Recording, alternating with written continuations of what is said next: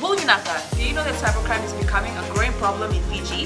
Cybercrime is defined as a crime in which a computer is the object of the crime, such as hacking and spamming. Cybercrime is also cyberbullying and using fake profiles to cause panic and spreading false news. If you're involved in this or know anyone who's committing these crimes, report them immediately. I'm Polly. And I'm Peter. We host the Traffic Jam Show on City FM. From 3 p.m. to 7 p.m. every weekday. Do the right thing.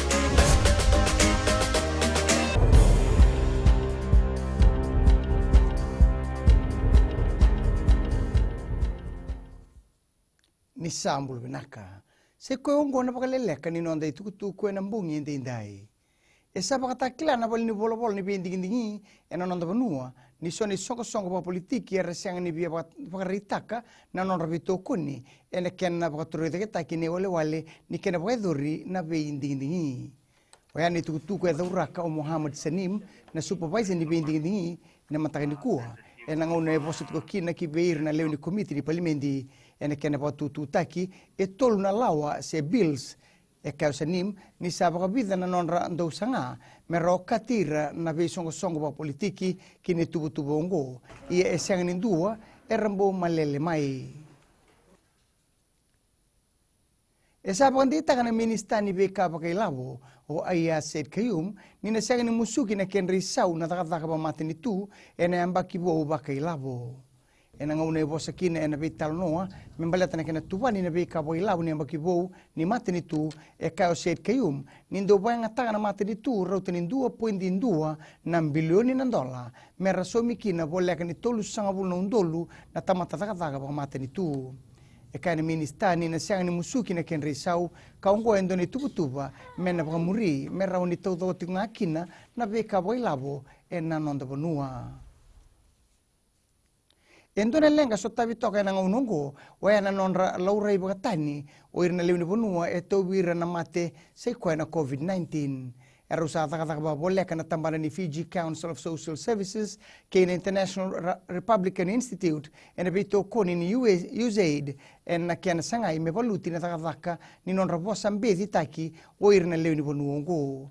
Watakila na bola ni mate ni tuko Amerika kina nonda vanua ni sa kena ngauna menda sa ka kuani ngalubaka na ve kaongo kana rao ni Vakaleleka na nona mbula endona liuni vanua e tobi ko na mate na COVID-19 kasa bangalal tiki mai ene tikitiko erangara bitiko kina pakatiki era tingoma na be matambose era takataka na tikinongo e tini na undolu na dola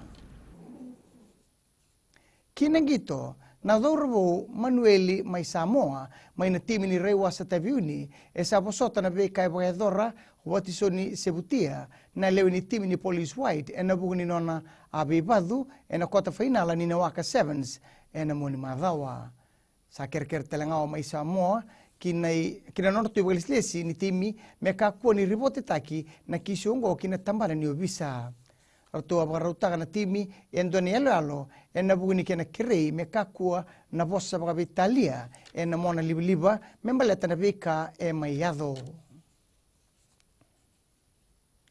Maitha vekiri na Vakaleleka ni noanda itukutuku na kena ikuri e rano na Simon Stiseni na Radio Fiji 1 kina mbula FM ni wakadhingu vinaka.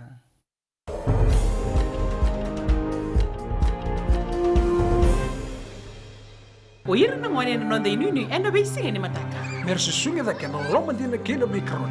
Sa kena ngauna mitaro bina nona baksa ika wala loma taki na ngone. Dhala bina oya o meliki. Bulre oya o Samuel Samuli. Nama kikirau ena be mataka. Boniti kena makarombuka. Ni wai tiri kalima na miniti me ono kina tiri na kaloko. Ena Radio Fiji 1 na ndomo ibiti. Indaw kina na mataka dan ramay na